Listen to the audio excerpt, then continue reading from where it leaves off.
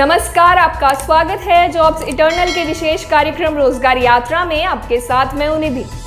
बात करते हैं आज की प्रमुख खबरों की। हरियाणा सरकार ने पिछले 2 साल में कुल 12,016 लोगों को नौकरी दी है। इनमें हरियाणा कर्मचारी चयन आयोग ने 10,576 और हरियाणा लोक सेवा आयोग ने 1,440 पदों पर रोजगार दिया है। सबसे अधिक नौकरी विभिन्न बोर्ड और निगमों में 4,798 को दी गई है। इसके बाद स्वास्थ्य विभाग में 954 डॉक्टरों की भर्ती की गई है। कांग्रेस विधायक जगबीर मलिक के सवाल के जवाब में सदन में यह जानकारी दी गई। साथ ही आपको बता दें कि 2 अगस्त को हरियाणा के मुख्यमंत्री मनोहर लाल खट्टर ने कहा था कि उनकी सरकार बेरोजगारी दूर करने के बहुत से कदम उठा रही है।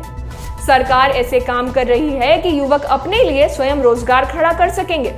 मुख्यमंत्री ने कहा कि प्रदेश में बेरोजगारी करीब 6% है। उन्होंने ये भी कहा कि हर साल हमारे यहाँ 2 लाख युवक बेरोजगारी में जुड़ते हैं, जिन्हें रोजगार दिलाना हमारा काम है। मुख्यमंत्री के अनुसार बेरोजगारी को खत्म करने के लिए बहुत से कदम उठाए जा रहे हैं, जिसमें युवाओं की स्किल्स को बढ़ावा देना प्रमुख है। अब सोचने वाली बात यह है कि जहां 2 लाख युवक हर साल बेरोजगारी से जुड़ रहे हैं, वहां सिर्फ 6,000 लोगों को नौकरी मिल रही है। 1,94,000 युवा हर साल बेरोजगार हो रहे हैं। वहीं अगर रिपोर्ट्स की बात करें तो टाइम्स ऑफ इंडिया में छपी एक खबर के अनुसार centre for monitoring Indian economy for फरवरी 2021 की रिपोर्ट में हरियाणा में देश में सबसे अधिक बेरोजगारी दर बताई गई थी। CMIE की रिपोर्ट के अनुसार 26.4% बेरोजगारी दर है, जो कि देश की एवरेज अनएम्प्लॉयमेंट रेट यानी 6.9% से कहीं अधिक है।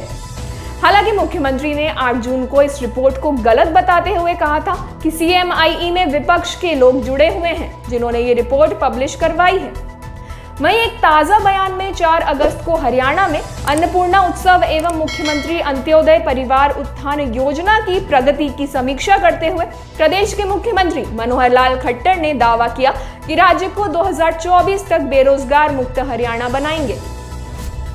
मुख्यमंत्री ने कहा कि प्रदेश को रोजगार युक्त हरियाणा, बेरोजगार मुक्त हरियाणा बनाने का लक्ष्य है और इस उद्देश्य की पूर्ति में मुख्यमंत्री अंत्योदय परिवार उत्थान योजना बेहद कारगर साबित होगी, जिसके तहत अति गरीब परिवारों की पहचान की जा रही है। मुख्यमंत्री ने एक बयान में खुद ये कहा है कि फैमिली आईडी के अनुसार प्रदेश में 5 से 6 लाख लोग अभी भी बेरोजगार हैं और हर वर्ष 2 लाख नए बेरोजगार जुड़ते हैं।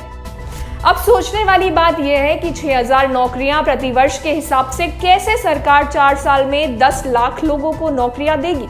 क्या है इस बारे में आपकी राय, हमें कमेंट करके जरूर बताइए। अब बढ़ते हैं अगली खबर की ओर। कर्मचारी चयन आयोग यानी SSC ने जूनियर हिंदी ट्रांसलेटर यानी JST, जूनियर ट्रांसलेटर यानी JT और सीनियर हिंदी ट्रांसलेटर यानी SHT परीक्षा 2020 की रिक्तियां घोषित कर दी हैं। SSC वैकेंसी लिस्ट के अनुसार कुल रिक्तियों की संख्या 182 है। इससे पहले 29 जून 2020 को भर्ती परीक्षा का नोटिफिकेशन जारी करते वक्त कहा था कि यह परीक्षा संभावित 283 रिक्तियों के लिए आयोजित की जा रही है। SSC की नई वैकेंसी लिस्ट में सीनियर हिंदी ट्रांसलेटर के कोई भी पद नहीं है, जबकि भर्ती परीक्षा का नोटिस जारी किए जाने के वक्त इस पद के लिए 8 रिक्तियां घोषित की गई थी। आयोग ने junior translation officer, junior translator और जूनियर हिंदी ट्रांसलेटर पदों की कुल रिक्तियां घोषित की है। SSC, JHT, JT की यह रिक्तियां राजभाषा विभाग, गृह मंत्रालय, ऑफिशियल लैंग्वेज, रेलवे मंत्रालय, CAT समेत विभिन्न विभागों में है।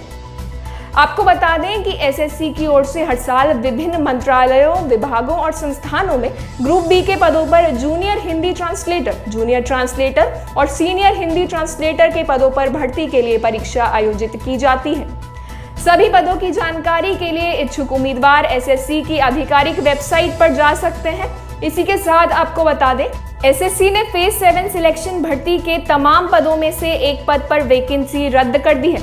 SSC ने मंगलवार को अपनी आधिकारिक वेबसाइट पर नोटिस जारी कर कहा कि सिलेक्शन पोस्ट फेज 7 भर्ती 2019 के तहत प्रूफ रीडर कैटेगरी संख्या CR 10719 पद पर वैकेंसी रद्द करने का फैसला लिया गया है।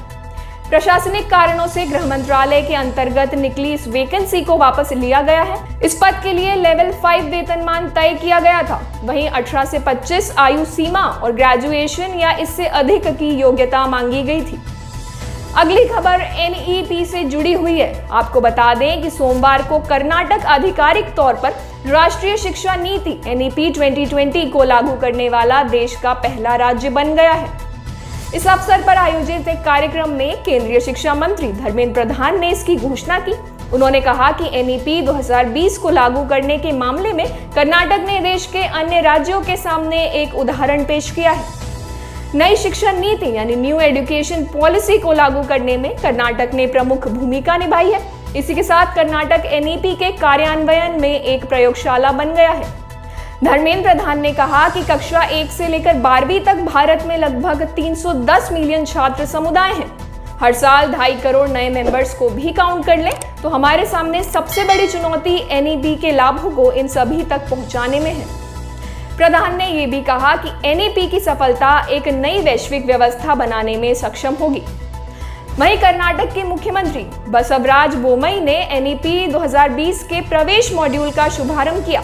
उन्होंने घोषणा की कि छात्रों पर ध्यान केंद्रित करने वाली नई डिजिटलीकरण और अनुसंधान और विकास नीति शुरू की जाएगी। उन्होंने ये भी घोषणा की कि प्रथम वर्ष के डिग्री पाठ्यक्रमों में शामिल होने वालों को इस वर्ष टैबलेट पीसी दिए जाएंगे। बता दें 7 अगस्त को शैक्षणिक वर्ष 2021 से 22 से नीति के क्रियान्वयन पर अमल करने को लेकर कर्नाटक सरकार ने आदेश जारी किया था। बात करते हैं आज की सरकारी नौकरियों की। New India assurance company limited यानी NIACL एडमिनिस्ट्रेटिव अफसर पद की कुल 300 रिक्तियों के लिए भर्ती प्रक्रिया की शुरुआत करने जा रही है, जिसके लिए आवेदकों की न्यूनतम आयु 21 वर्ष और अधिकतम आयु 30 वर्ष होनी चाहिए। साथ ही 60% अंकों के साथ मास्टर्स या बैचलर डिग्री होना भी अनिवार्य है। वहीं इस भर्ती की ऑनलाइन आवेदन प्रक्रिया 1 सितंबर से 21 सितंबर 2021 तक चलेगी।